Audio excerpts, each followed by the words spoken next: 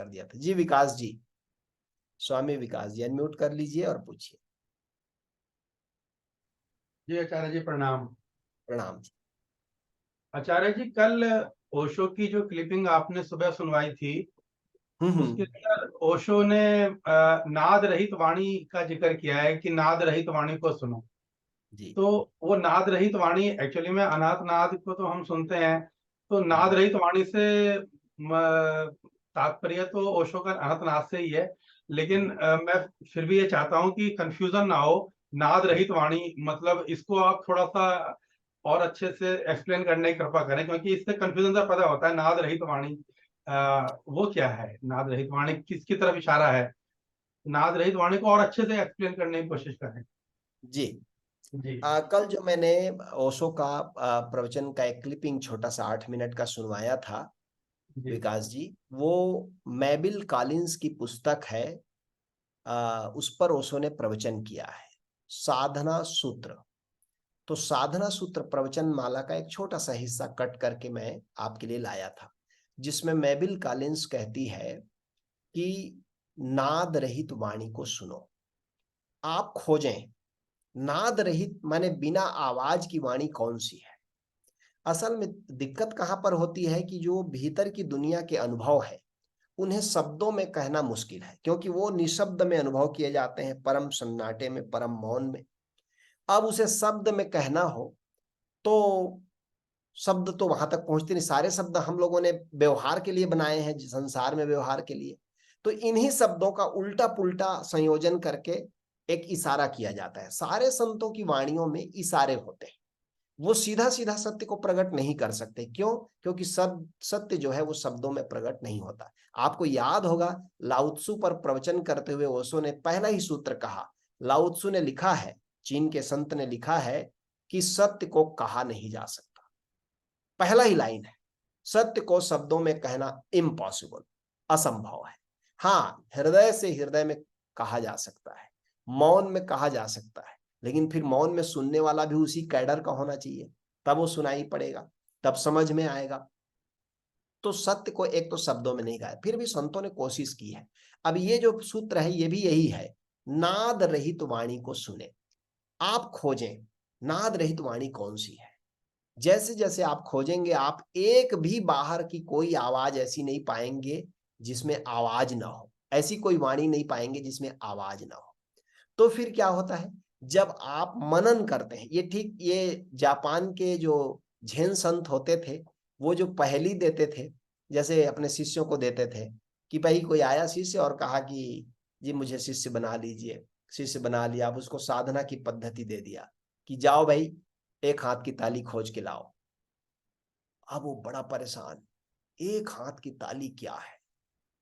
तो थोड़े ही दिन बाद आदा जाता था, कि थोड़ा सा कोशिश किया, सोचा विचारा, फिर आकर गुरु को बोलता था कि एक हाथ की ताली मतलब पेड़ों से गुजरती हवा। तो गुरु कहता था गलत।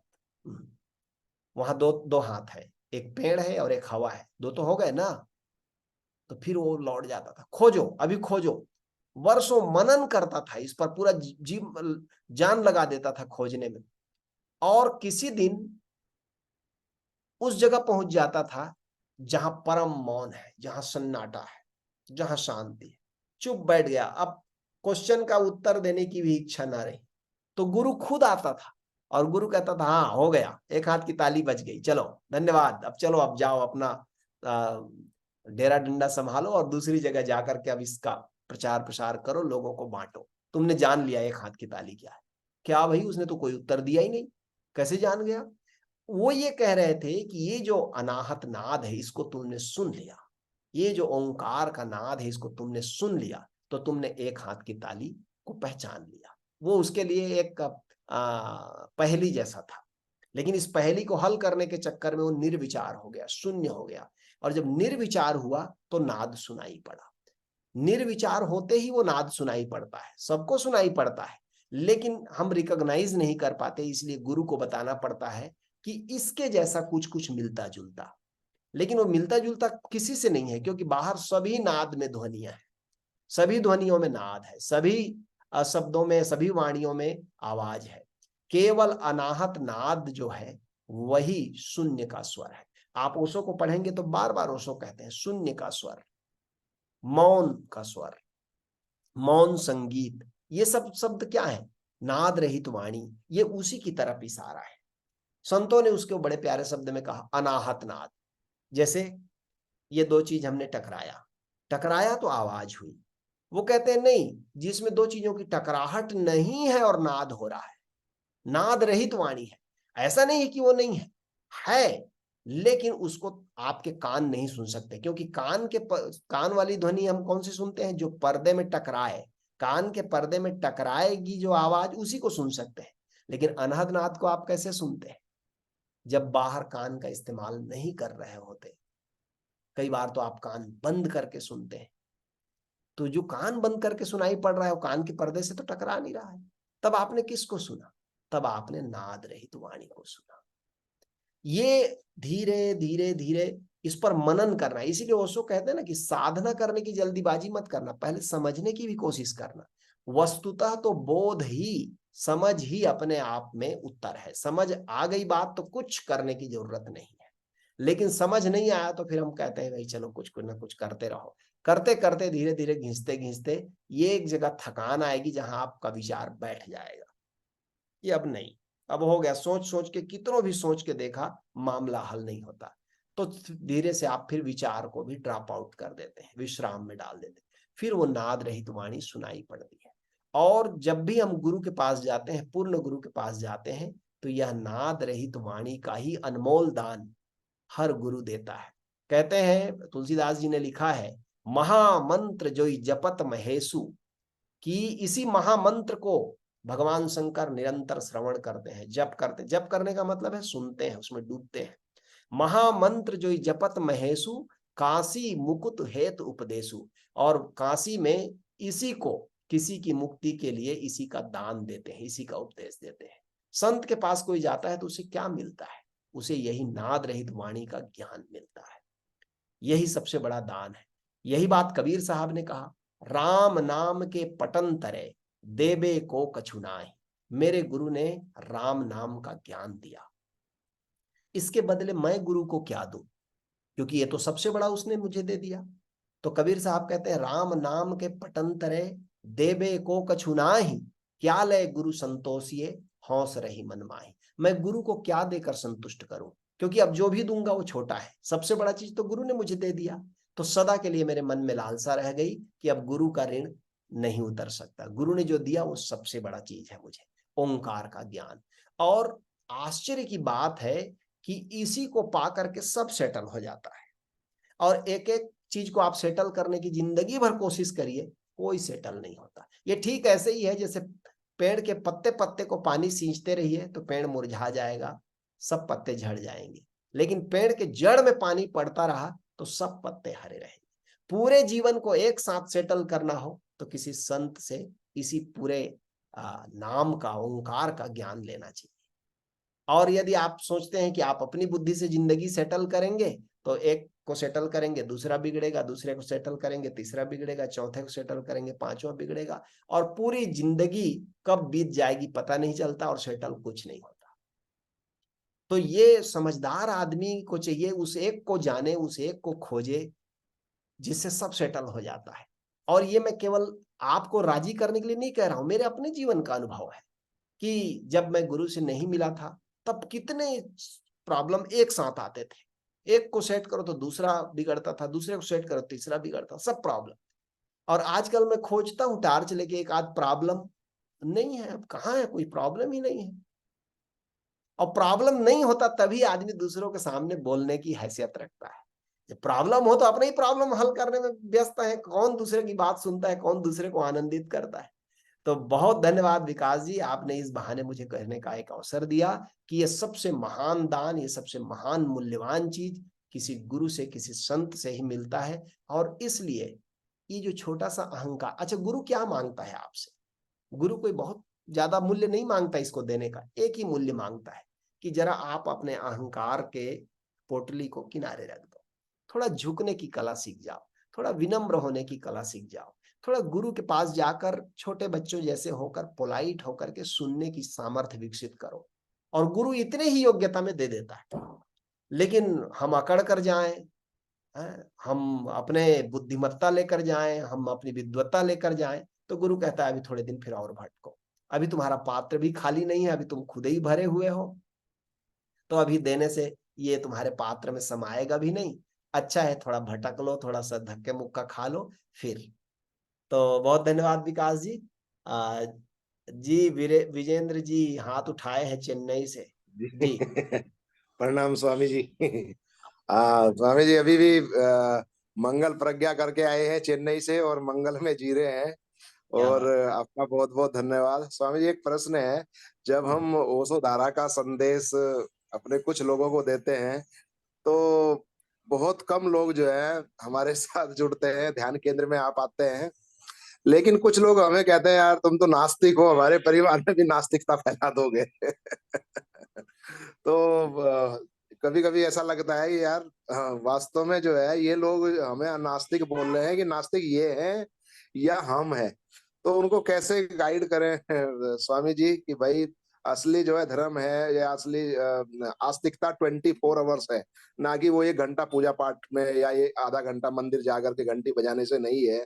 जो हम लोग ओशो धारा वाले 24 आवर्स उसमें जीते हैं सुमिरन में, तो कैसे उनको थोड़ा गाइड करें, बताइए स्वामी जी। विजेंद्र जी ये काम सबसे कठिन काम है। सोचिए कि जब आप किसी को कहने जाते हैं तो एक तो सारी दुनिया के लोगों को, हम सबको ये भ्रम रहता है कि मैं जानता हूं, मुझे पता है मुझे क्या अच्छा है, मुझे पता है। हाँ थोड़ा सा बिगड़ा हुआ है, मेरी घरवाली से झगड़ा हो जाता है अलग बात है, लेकिन जानता मैं सब, विद्वान मैं हूं। हर आदमी, एक कहा जाता है, एक बड़ी पुरानी कहावत है कि परमात्मा जब भी किसी नए बच्चे को पैदा करता है तो एक मजाक करता है। परमात्मा जोक पसंद करता है, क्योंकि हमने देखा ओशो में वो बड़ा जोक पसंद कर रहा था। तो परमात्मा जोक पसंद करता है, तो हर बच्चे को जन्म देने के पहले उसके कान में ना एक मजाक कर देता है, बोलता है सुनो, तुम्हारे जैसा आदमी मैंने आज तक दुनिया में नहीं बनाया। बस अब इस मजाक को हम लोग समझ लेते हैं सच, और पूरी जिंदगी इसको ढोते हैं। अब कोई हमको बताने आता है कि नहीं तुमसे भी बड़ा कोई है, तुमसे भी अच्छा कोई है, वहां जाके सीखो, तो सीखने में इसी अहंकार को चोट लगती है। इसलिए कोई भी आदमी, मूर्ति के सामने झुकने में कोई अड़चन नहीं, मंदिर में झुकने में कोई अड़चन नहीं है, क्यों? क्योंकि सामने में कोई है ही नहीं। जिंदा आदमी के सामने झुकने में दिक्कत है, क्योंकि जिंदा आदमी सामने में बैठा है। अब लगता है इसके सामने झुके तो हमने सरेंडर कर लिया, हमने समझ लिया कि हम कम जानते हैं। कौन आदमी मानने को तैयार है? वो पुराना मजाक काम करता है ईश्वर का। उसने कह दिया तुम्हारे जैसा नहीं बनाया तो ये तो मेरे से ज्यादा बड़ा कैसे हो सकता है। हाँ, लेकिन एक बात मैं जरूर कहूंगा कि जब आप जाते हैं किसी को बताने, तो भगवान महावीर ने इसका निर्देश किया है, किसको बताएं। ठीक है, किसको बताएं ऐसी बातों को। एक तो आप हीरे का व्यापार कर रहे हैं तो सब्जी मार्केट में बेचने मत जाइए, वहां हीरे का खरीदार नहीं मिलेगा, है ना। आप देखते हैं ज्वेलरी के दुकान में कौन लोग जाते हैं, ज्वेलर्स की दुकान में कौन लोग जाते हैं, और ज्वेलर्स का दुकान वाला भी पहचानता है कि कौन उसका ग्राहक है। मैं एक बंबई के हमारे मित्र हैं, उनको पूछ रहा था कि आपके ग्राहक कौन कौन है, तो बोले ना हमारे ग्राहक बहुत कम है। तो कौन कौन है? तो भी जितने फिल्मी प्रसिद्ध हीरो हीरोइन है और बड़े बिजनेसमैन है वही हमारे ग्राहक है, आम आदमी से हमारा कोई वास्ता नहीं होता। जो हीरा खरीदेगा वो कौन खरीदेगा? जिसका जो करोड़पति होगा, अरबपति वही होगा, वही हीरा खरीदेगा, तो उसके ग्राहक वही है। ऐसे ही आपका भी जो नाम रतन धन है उसके ग्राहक भी बहुत कम है। तो सबसे पहले भगवान महावीर ने कहा कि कई तरह के लोग हैं। सबसे पहले उन्होंने कहा कि एक होते हैं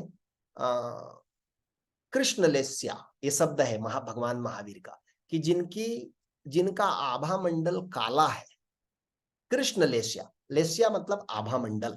तो कहते हैं जिसकी कृष्ण लेस्या है उसको धर्म की बात नहीं बतानी चाहिए। क्यों? क्योंकि वो उल्टा आपको नुकसान पहुंचाएगा। उपदेशो ही मूर्खाणाम प्रकोपायन शांतये, यदि मूर्ख व्यक्ति को आप उपदेश देते हैं तो वो उल्टा नाराज होगा आपसे। सुकरात को ऐसे ही जहर नहीं दिया होगा, जीसस को ऐसे ही सूली नहीं लटकाया होगा, ये वही लोग रहे होंगे कृष्ण लेस्या वाले, उनको जाकर इन्होंने उपदेश दे दिया, सब गड़बड़ हो गया। तो भगवान महावीर ज्यादा हमारे यहाँ भारत में तो ज्यादा समझदार है संत, कि सबको नहीं देते हो। उधर पश्चिम के संत बेचारे वो सोचते हैं उधर ज्यादा ट्रेडिशन नहीं है, परंपरा नहीं है, तो सबको बताने चले जाते हैं, कौन मछुआ सछुआ सबको बताने चले जाते हैं। इधर नहीं देखते हैं कि कौन पात्र है। तो कृष्ण लेस्या वाले को नहीं बताना है।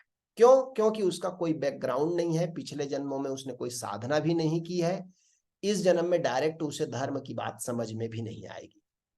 अभी जब मैंने एक दिन अपने फेसबुक में डाला कि गुरुदेव का वचन था कि ओशो धारा निष्ठावान साधकों की धारा है, इसको वहाबी, सलाफी, निगुरा, वामपंथी नहीं समझ पाएंगे, वो लोग सदा सदगुरुओं के विरोध में होते हैं, ये लिखा।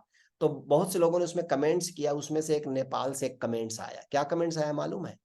आप वामपंथियों का विरोध करते हैं तो क्यों नहीं आपका भी विरोध किया जाए। आप समझ रहे हैं? वामपंथी में वो गया ही इसलिए है कि उसको ये समझ में नहीं आता, सदगुरु संत कुछ समझ में नहीं आता।